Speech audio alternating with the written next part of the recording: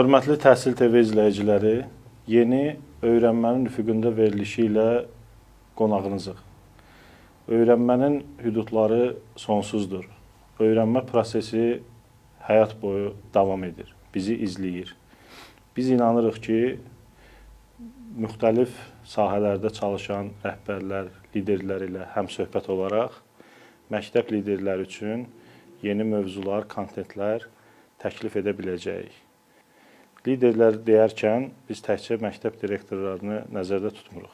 Bu zaman məktəbdə çalışan müəllimlər, metodistlər, təlim və tədris prosesi zamanı müəllimlər, şagirdlərlə ünsiyyətdə olan hər bir kəsi əhatə etməyə çalışacağıq.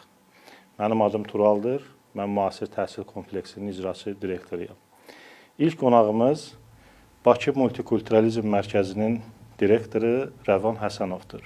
Təşəkkür edirəm dəvətiniz üçün və bu verilişə də uğurlar arzulayıram. Ümid edirəm ki, verilişin çox adama faydalı olacaqdır. İstəyərdim ki, biz Bakı Multikulturalizm Mərkəzinin məhz fəaliyyəti, xüsusilə də öyrənmə ilə bağlı fəaliyyəti barədə sizdən eşidək.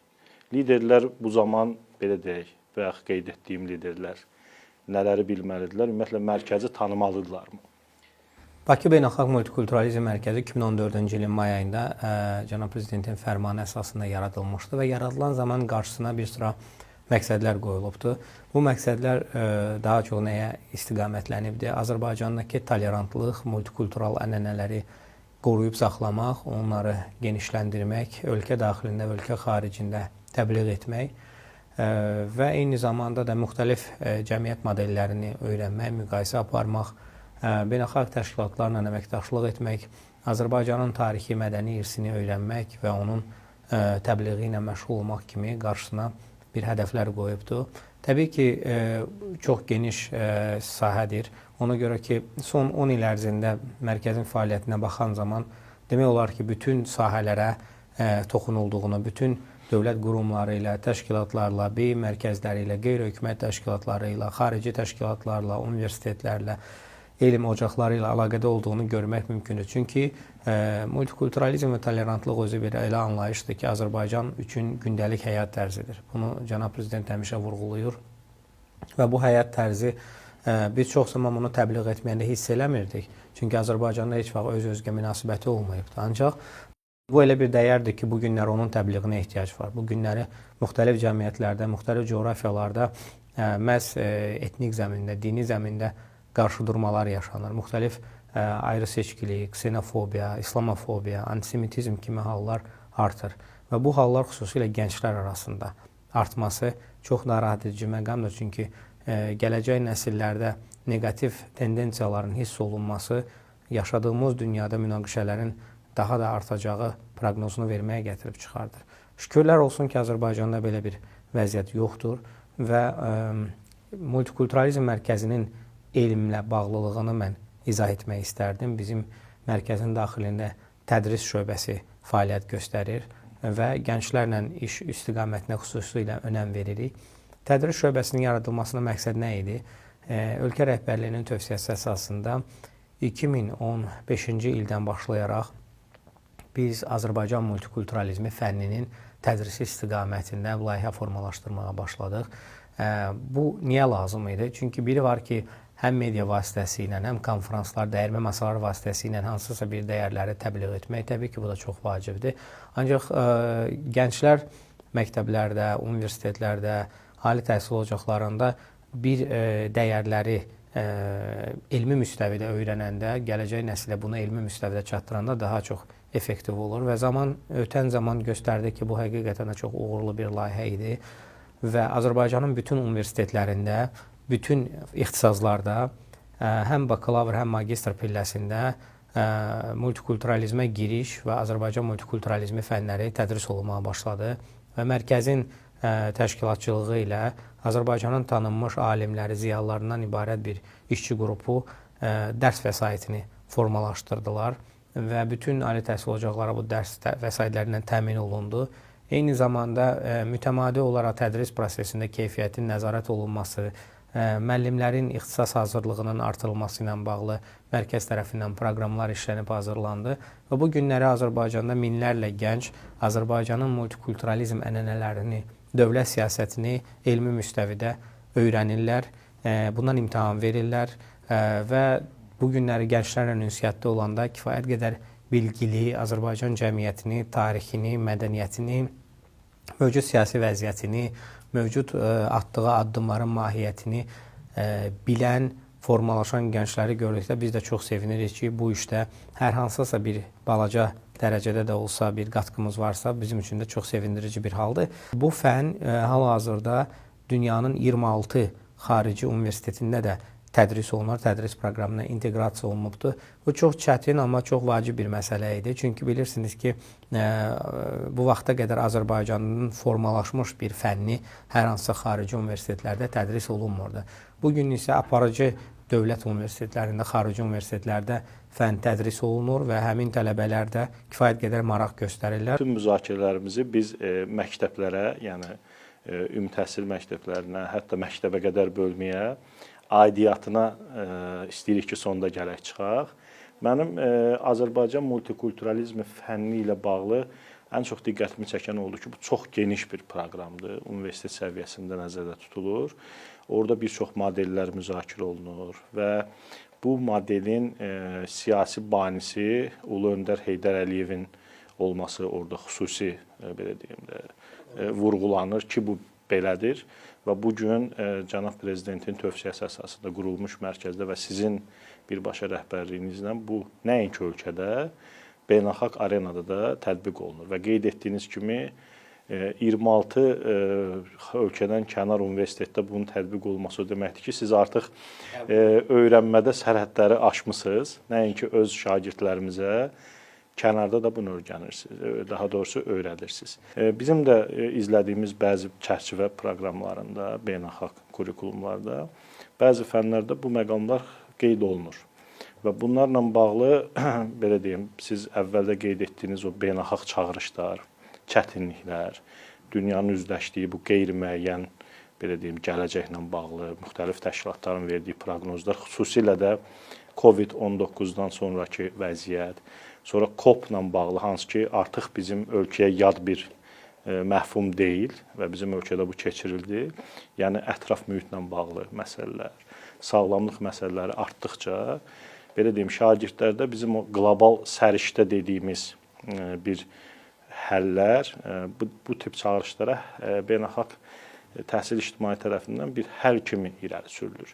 Bəs sizin fikrinizcə, bizim dediyimiz bayaqki liderlər, yenə məktəb liderləri, Azərbaycan multikulturalizmi fənnində ilk olaraq nəyə diqqət yetirməlidirlər? Yəni, şagirdlər üçün öyrənmə prosesini, bayaq sadaladığımız, belə deyək, bacarıq yönümlü öyrənmə prosesində Azərbaycan multikulturalizmi fənni hansı məqamlarını daha önə çəkərək liderlərin diqqətini ora cəlb edə bilərik?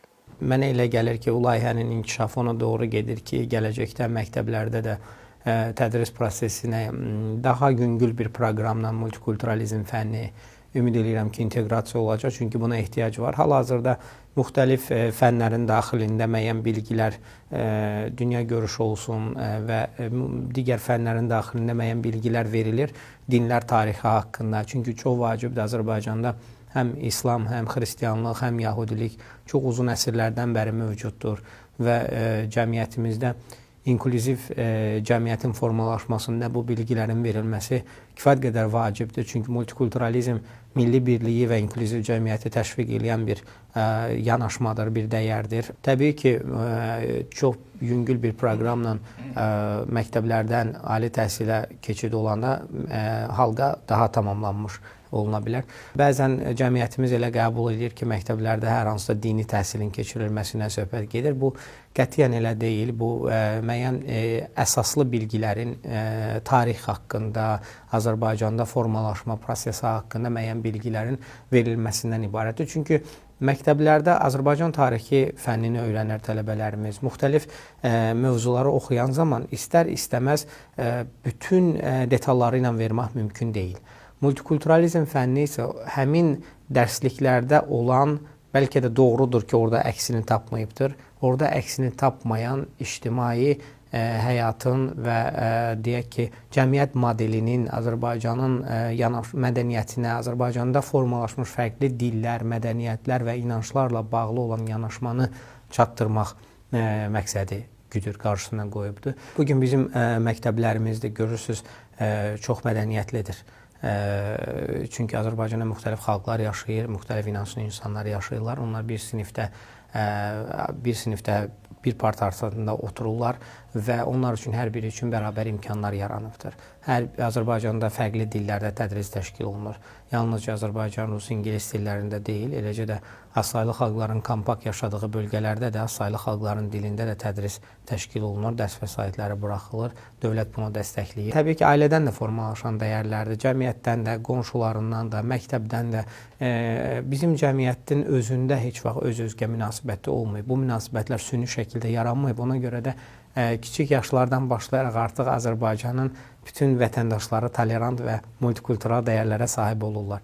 Amma doğru vurğulayırsınız, mənə elə gəlirəm ki, məktəblərdə də gələcəkdə biz bu layihəni tam formalaşmış bir layihə kimi icra etsək, bizim üçün də, cəmiyyət üçün də çox faydalı olacaqdır deyə düşünürəm. Qayıtsaq səriştə əsaslı öyrənmə modellərinə, bu bizim məktəblərdə, ümumi təhsil məktəblərində bu dəqiqə çox fokus olduğumuz bir mövzudur və günün tələbləridir. Çünki onun içində bacarıqlar əhatə olunur, onun içində bilik əhatə olunur, eyni zamanda şagirdlərin məsələlərə yanaşması. Mən bu istiqamətdə sizdən istəyərdim, sizin fən blokunda qeyd olunduğu kimi predmetindəki bu interdisiplinar fən növüdür. Bu məlumatı bilmək məni açığı çox sevindirdi bir təhsil mütəxəssisi kimi. Mən həm təhsil mütəxəssisiyəm, həm də onun icrasıyla hal-hazırda məşğulam. Niyə? Çünki tədqiqatçılar inanırlar ki, məhz humanitar fən blokları, çünki bu fən özündə kulturologiya, politologiya, tarix və yaxud da fəlsəfə kimi fənlərin belə deyim də bir yerdə məcmusunu kontent olaraq ötürür şagirdlərə. Və məhz bu fən blokları ən çox tədqiqata, yəni interdisiplinar tədqiqata açıqdır, fənlər arası tədqiqata və beynəlxalq kurikulumları biz tətbiq edərkən xüsusilə 6-9-cu siniflərdə biz həmən o fənlər arası öyrənmə modellərinə çox üstünlük veririk. Çünki biz inanırıq deyəndə bunu tətbiq edən mərkəzlər və təhsil mütəxəssisləri inanır ki, məhz həmin dövrdə şagirdin dünya görüşü formalaşır. Onun dünya çağırışlarına reaksiyalar formalaşır. Amma mən yenə biraz tədqiqat apardım görüşdən qabaq. Çünki sizinlə bu mövzuda söhbət etmək elə də asan deyil. Siz bunun birbaşa tətbiqinlə məşğulsunuz. Deməli, dünyada baxdım, məhz bu bacarıq əsaslı öyrənmə modelinin çərçivəsində bu bacarıqları çərçivəyə salınmış və bunu təklif edən bir neçə beynəlxalq təşkilat modelləri var. Məsələn, UNESCO burada çox aktivdir. Sonra BMT-nin bildiyimiz məşhur SDG-ləri, yəni davamlı inkişaf məqsədləri burada yenə həmən model üzərində qurulub. Onların bildiyiniz kimi keyfiyyətli təhsilə doğru. Bundan əlavə mən baxdım, Asiya Cəmiyyəti deyilən geniş bir qurumun, hansı ki dünyanın bir çox ölkələrində ofisləri var. Onların çox maraqlı təklif elədiyi model var. Sonra Amerikada kolleclər və universitetlərin assosiasiyası deyilən bir qurum var. Onlar çox maraqlı bir çərçivə model təklif edirlər və edərkən bizə belə bir xəbərdarlıq edirlər ki, bu modellər biliyi ölçmək üçün deyil. Yəni sonuçta sadə dillə desək, müəllim buna görə qiymət yazmayacaq. Bu başqa cür qiymətləndiriləcək və bu bir müzakirə mövzusudur. Məsələn, orada bloklardan biri biliklə bağlıdır. Digəri bacarıqlarla bağlıdır. Bacarıqlar da iki yerə bölünür, yəni kommunikasiya bacarıqları. Sonra şagirdlərin münasibəti öz mədəniyyətinə və kənar mədəniyyətlərə deyilən bloklar 3 mərhələdə ölçülür. Yəni milestone olaraq, capstone olaraq, yəni şagird sıfırdan başlayır. Bunu artıq özünün o capstone dediyimiz, yəni öz layihəsi mərhələsinə qədər gətirir, çıxardır. Və çox maraqlısı həmən o Asiya Cəmiyyətinin təklif elədi ki, orada o I can statement deyilən bir bölmə var. Yəni mən bacararam. Mənim çox diqqətimi çəkir həmişə.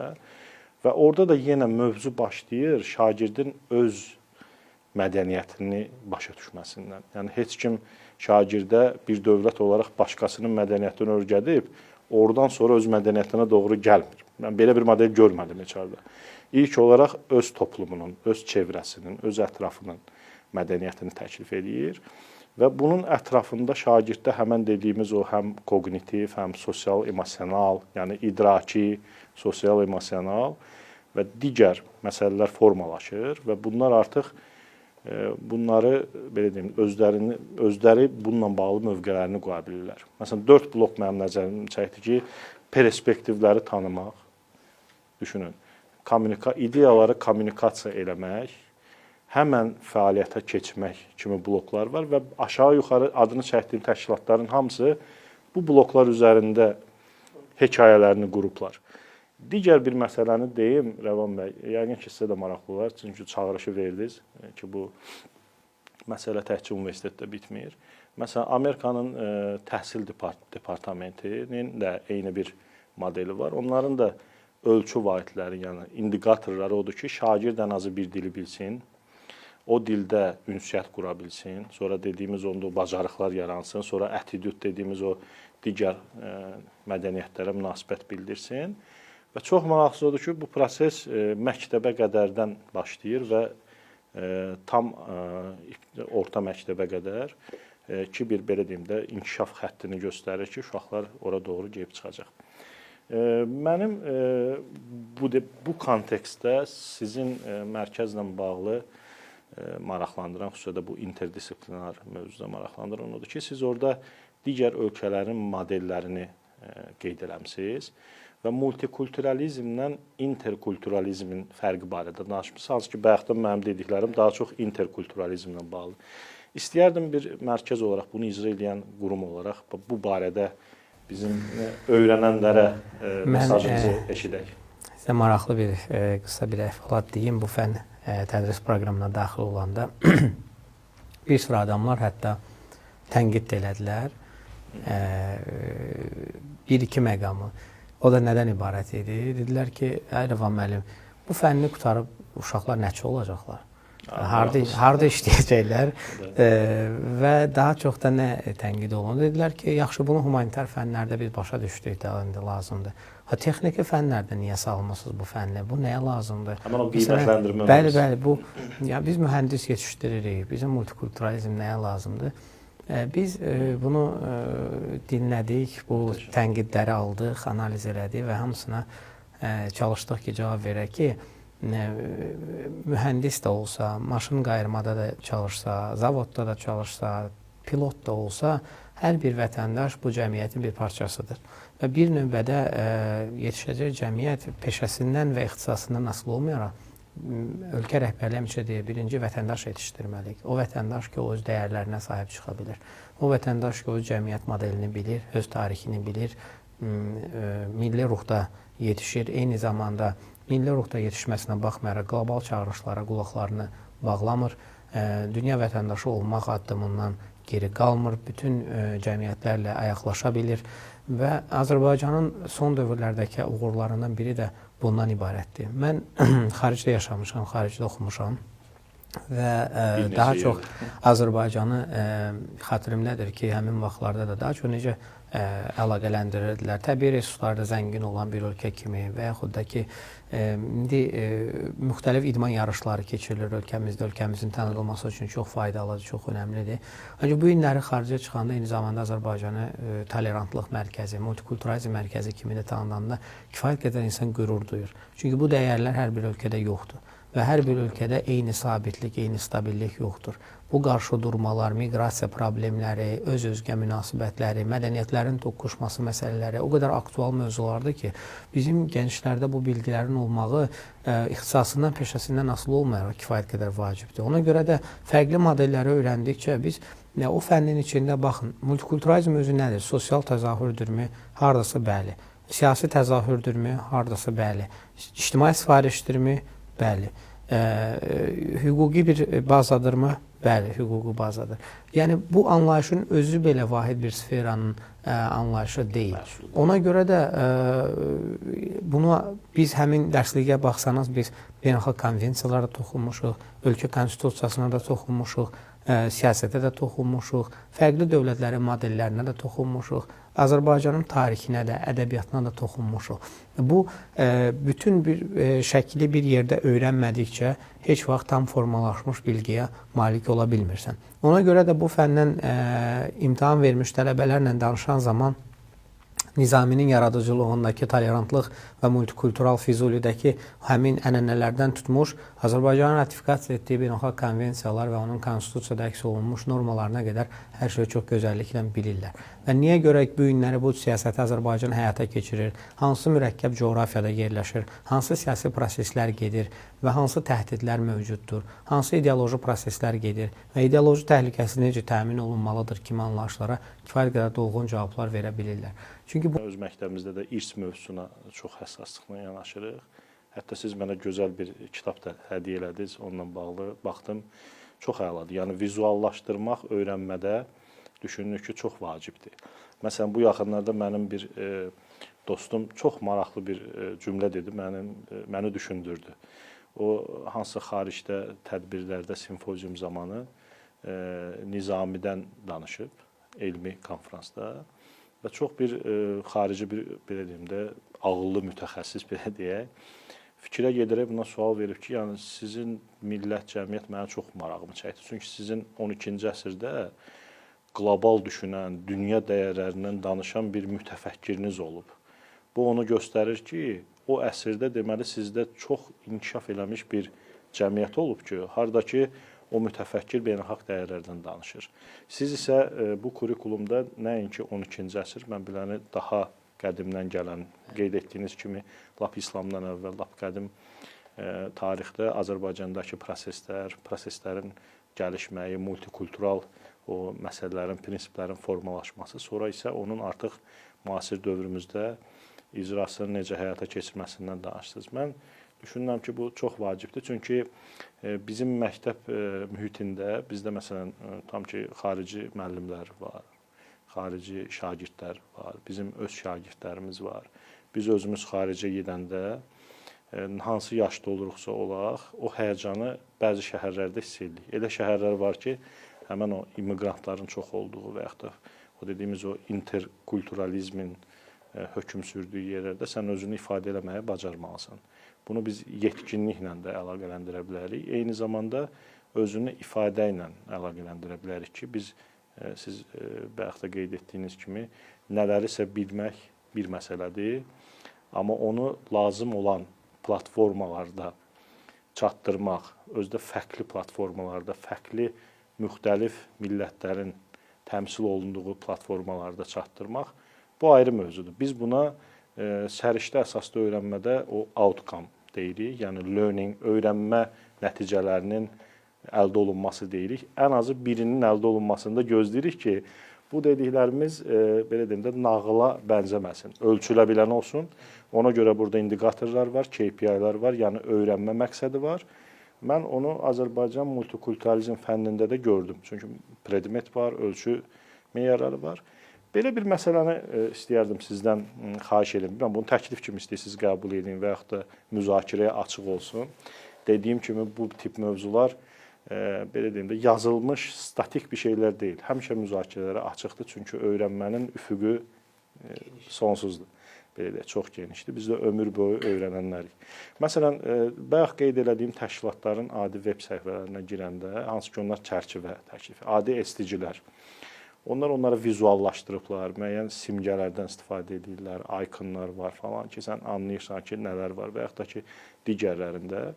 Bu proqram kifayət qədər zəngindir. Bunun daha asan həzm olunması üçün, bəlkə də daha az yaş qruplarına ötürülməsi üçün gələcəkdə bu tip öyrənmə yoluna, yəni vizuallaşdıraraq daha rahat bunun həzm olunması, mən ümid edirəm fikrimi çatdıra bildim. Tam. Açanda biz başa düşürük ki, Azərbaycan multikultural. Bəlkə də bunu başqa multimodal metodlardan istifadə edib təqdim etmək. Bu bir proyekt ola bilər. Bizim liderlər, öyrənənlər bununla bağlı müraciət edə bilər. Necə baxırsınız buna Rəvan bəy? Zaten biraz önce de vurguladım. Biz əgər məktəblərdə bu fənni formalaşdıracaqsa, gələcəkdə bu şəkildə olmalıdır. Yəni daha proqram həmin yaş qrupu səviyyəsində olmalıdır. Hal-hazırda bizim proqram və dərsliklər bizim veb səhifəmizdə, kitabxana bölməsində PDF şəklində hamısı ödənişsiz olaraq yerləşdirilir və onunla tanışlar. Amma bu təbii ki 18 yaşını tamamlamış şəxslərdir. Kifayət qədər o imkanları asan istifadə edə bilirlər.